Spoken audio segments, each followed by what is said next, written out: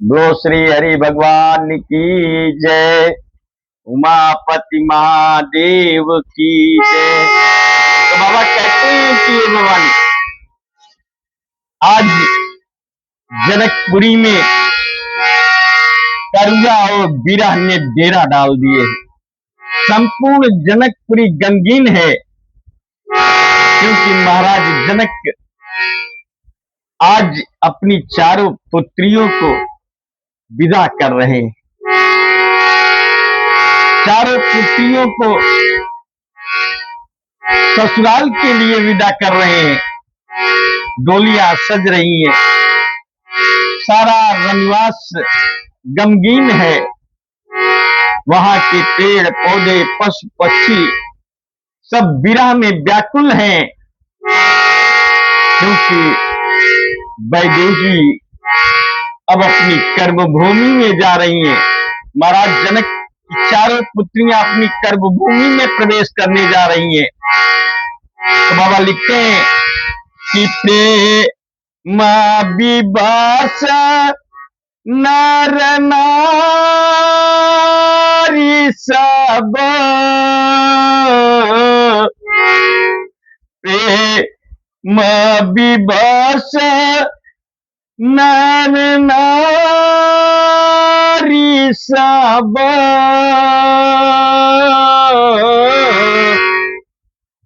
सकीन सहित निवास। तो भगवान शिव कहते हैं कि उमा देख रही हूं, संपूर्ण वनवास, संपूर्ण जनकपुरी एक तरफ करुणा है, स्नेह है, हृदय की अपार समर्पण है, और दूसरे तरफ वैदेही की विदाई हो रही है। विरह बिछुड़ने का हर किसी में दुख दिखाई दे रहा है। कोई कह रहा है कि वैदेही अब बड़ी हो गई है, अभी तक वैदेही की बाल किलकारियों से ये संपूर्ण जनकपुरी गूंज रही थी, छोटी छोटी अकेलियां कर रही थी।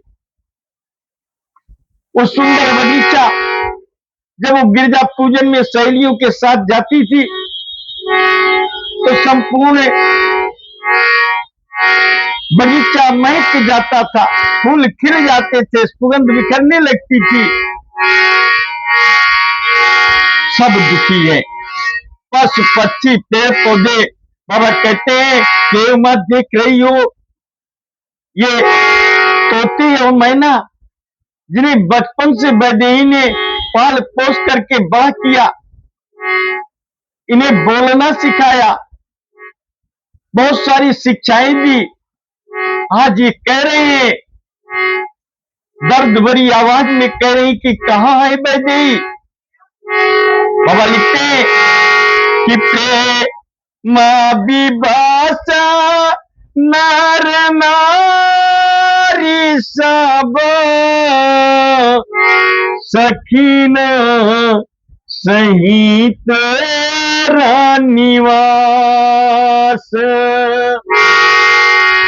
अम्मा नहु कीन विदेह पूरे, करुणा विरह निवास। प्रेम और विरह दोनों एक साथ जनकपुरी में छा गए हैं। ये वक्त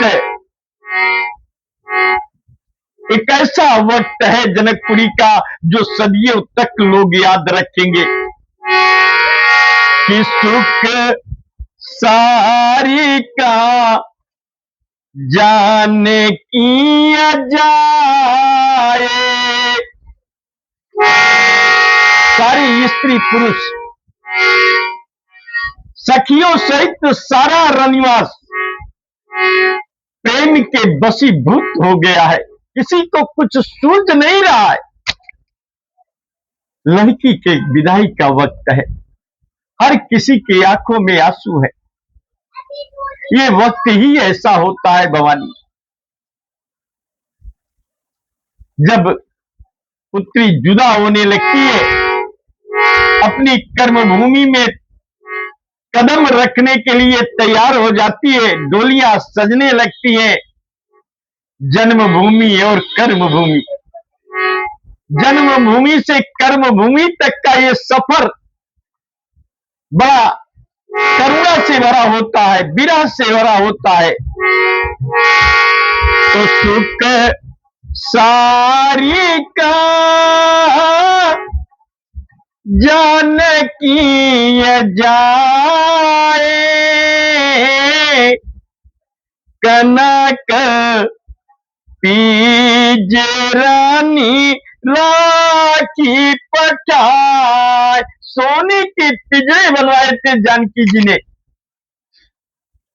मैना तोता और मैना के लिए सोने के पिंजरे बनवाए थे। सुबह होती थी, उन्हें नहलाना धुलाना खिलाना और उन्हें से बातें करना उनका स्वभाव बन गया था, दिनचर्या था। आज वो व्याकुल हैं और कह रहे हैं कि व्याकुल कहाँ ये, बड़ी सुंदर चौपाई बाबा दे रहे हैं कि व्याकुल कहाँ ये, कहाँ बाया देही, व्याकुल कहाँ ये, कहाँ बाया देही। सुनी धीरज पाई परिहराही न केही, जिससे तोते मैने को पाल पोस करके बड़ा किया था, सोने के पिंजरे में रख करके पढ़ाया था जानकी जी ने, वह व्याकुल होकर के एकदम विकल है दोनों और कह रहे हैं कि वैदेही कहाँ है, मुझे वैदेही को देखना है, वो कहाँ है। ऐसे वचनों को सुन करके धीरज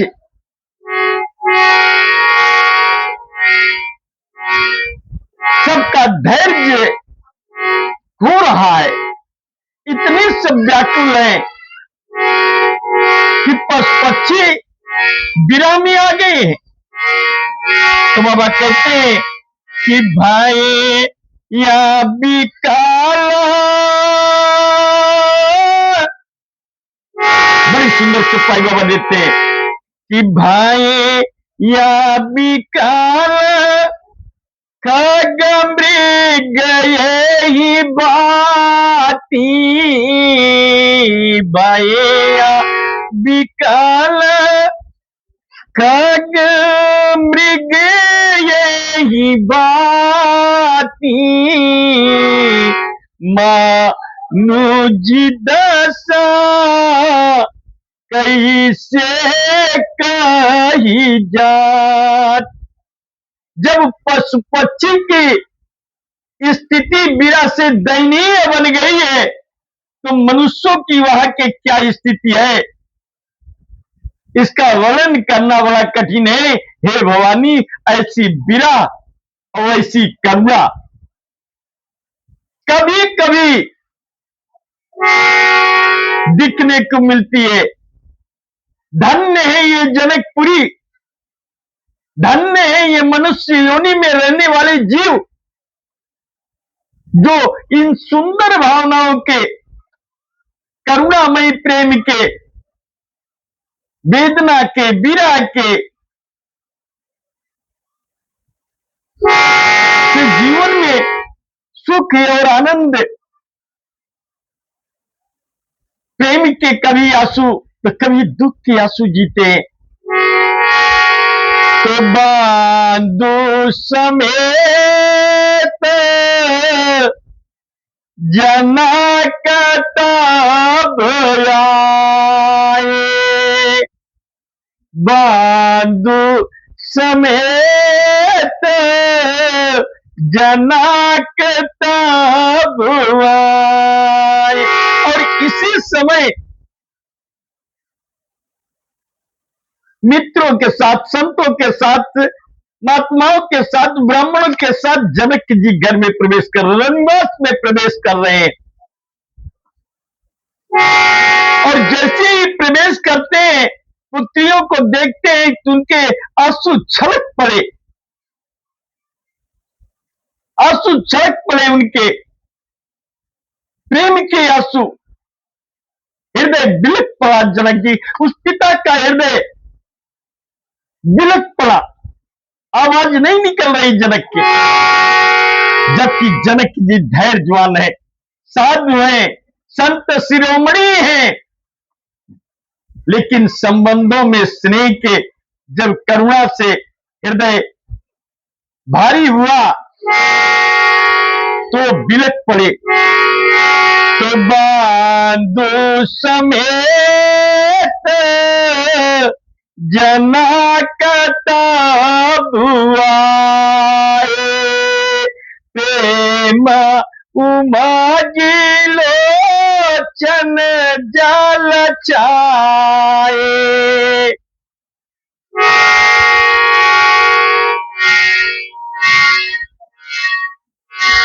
सीता ने पिता जनक को जब देखा तो दौड़ पड़ी वहां से, भीगी पड़ के रोते हुए। उनका वस्त्र इधर उधर फंस रहा है पैरों में, दौड़ते हुए आकर के पिता के हृदय से लग जाती है, जनक जी के हृदय से लग जाती है।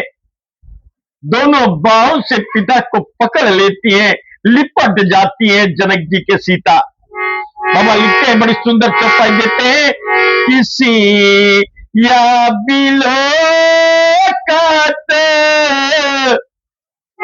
सिया बिलोक धीर ताय बागी।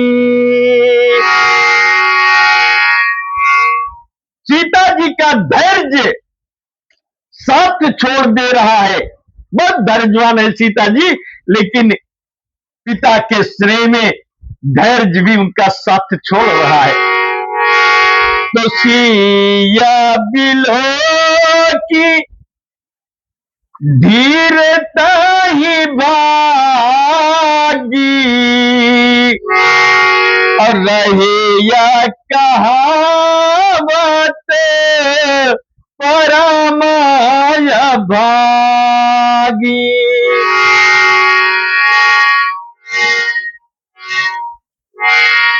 जनक जी ने हृदय से सीता को लगा लिया,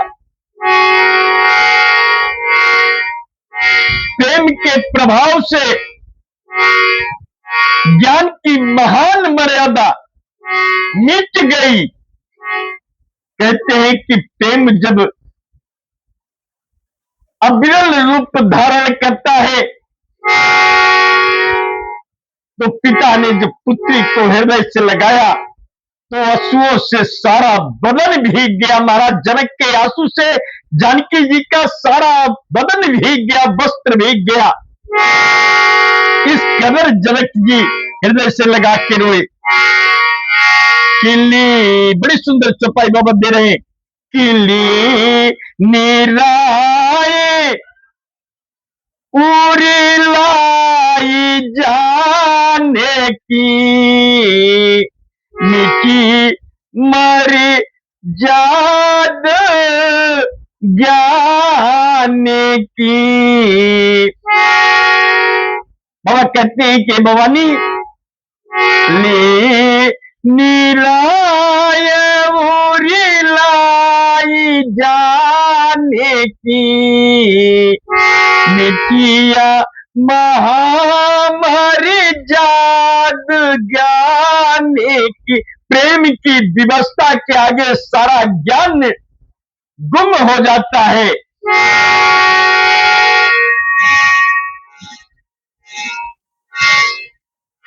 बाबा कहते हैं कि एक बार नहीं, बार बार लोग जानकी जी को पिता के हृदय से, जनक जी के हृदय से छुड़ाते हैं, पिता पुत्री को अलग करते हैं और दौड़ करके फिर एक दूसरे के लिपट जाते हैं हृदय से।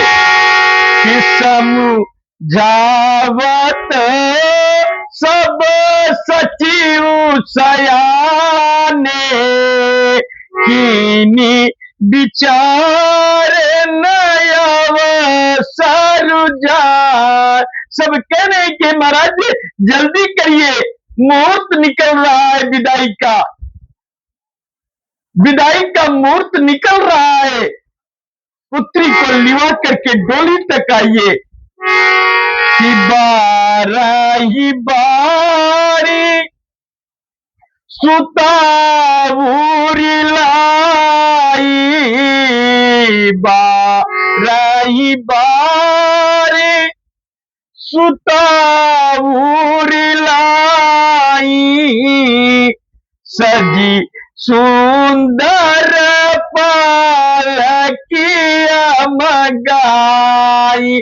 डेरी पे खड़े रनिवास के मेरे दरवाजे पे बाप बेटी खड़े हैं और फिर कहार डोलियां लेकर के दरवाजे पे आ गए, सारी डोलियां दरवाजे पे आ गई।